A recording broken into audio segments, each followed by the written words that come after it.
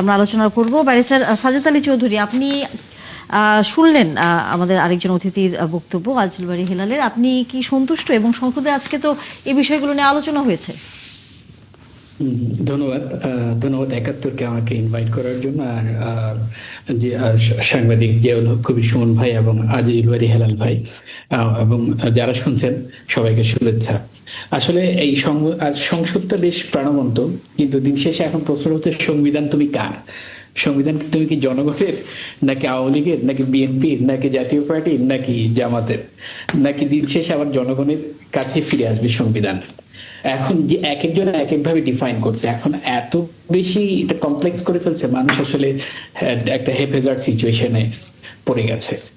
বড় বিষয়টা হচ্ছে জুলাই সনদ নিয়ে, জুলাই সনদের বাস্তবায়ন নিয়ে আজ বেশ ডিসকাশন হয়েছে। এবং জুলাই সনদে একটা কথা বারবার বলছে, ডিসেন্ডিং গুলো দেওয়া হয় না, কিন্তু আমরা যেইগুলোতে দেখি সবগুলোতে কিন্তু ডান পাশে কিন্তু কয়টা রাজনৈতিক দল ডিসেন্ডিং দিয়েছে, এগুলো কিন্তু পরিশিষ্ট আকার আবার অ্যাটাচমেন্ট আছে, যদিও অ্যাটাচমেন্ট গুলো এটার সাথে নেই। আমরা কিন্তু এটা দেখতে পাচ্ছি যে ডিসেন্ডিং কয়টা রাজনৈতিক দল দিয়েছে, এগুলো কিন্তু বলা আছে, কিন্তু পাশে আমি জানি না ওনারা কোন কিসের থেকে এটা বলছে, যদিও বা আমি অন্তর্বর্তী সরকারকে ডিফেন্ড করার কথা বলছি না, বাট আমার সামনে যেগুলো আছে আমি কিন্তু সেখানে এটা দেখতে পাচ্ছি। আর সবচেয়ে বড় কথা হচ্ছে যে জুলাই সনদে একটা, জুলাই সনদটা কিন্তু একটা হাইব্রিড একটা আইন বলেন বা অর্ডিন্যান্স বলেন, কারণ এটা কিন্তু রাষ্ট্রপতির সেকশন 19-এর যে অর্ডিন্যান্স ক্ষমতা 93-তে, সেই অর্ডিন্যান্স ক্ষমতাটা অ্যাপ্লাই করা হয়েছে। সাবসিকুয়েন্টলি একটা বিপ্লবী সরকার হিসেবেও কিন্তু এই অন্তর্বর্তী সরকার সেটা পাশ করেছে, কিন্তু ভুলটা হয়ে গেছে, বিড়ালটা মারতে হয় কিন্তু প্রথম রাতে। অন্তর্বর্তী সরকার ভুলটা করেছে ওই দিন যেদিন তারা রাষ্ট্রপতির কাছে শপথ নিয়েছেন সংবিধান মেনে, আবার তারা সাবসিকুয়েন্টলি এইখানে কিন্তু নিজেদেরকে বিপ্লবী মানুষের ইচ্ছার প্রতিফলন হিসেবে একটা সরকার হিসেবে, বিপ্লবী সরকার হিসেবে তারা সে আইনটা পাশ করেছেন, আবার সাবসিকুয়েন্টলি অর্ডিন্যান্স ক্ষমতা ইউজ করেছেন রাষ্ট্রপতি এই অর্ডারটা পাশ করেছেন। এখন একটা কথা বারবার আসে, রাষ্ট্রপতির অর্ডিন্যান্স পাশ করার ক্ষমতা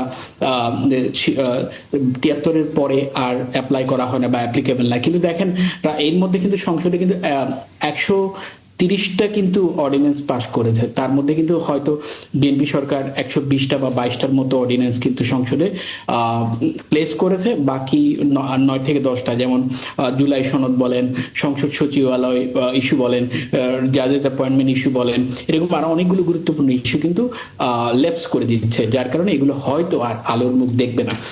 এগুলো নিয়ে অনেক কথা আছে, কিন্তু দিন শেষে মানুষের জীবনমান পরিবর্তনের জন্য তো সরকার এবং রাজনীতি হওয়া উচিত। এখন সেটা জুলাই সনদ বলেন বা সেটা বলেন অন্য কোনো উপায়ে বলেন, সেটা কিন্তু এখন বাংলাদেশের জরুরি হয়ে গেছে। কারণ বাংলাদেশে যে সরকারই আসছে, যে দলই ক্ষমতায় আসছে, তারা কিন্তু নিজেদের ভাগ্য উন্নয়নের জন্য, নিজেদের পরিবারের ভাগ্য উন্নয়নের জন্য, নিজেদের রাজনৈতিক অবস্থান ডেভেলপমেন্টের জন্য আসলে মানে লেগে থাকে। শেষ পর্যন্ত জনগণের জন্য কিছু করতে হবে, দেশের জন্য কিছু করতে হবে, সেরকম কিন্তু কিছু দেখা যায় না তাদের কাজকর্মে, যার কারণে জুলাই সনদ। আপনি কি এখনো এই আশঙ্কাটা মনে করেন?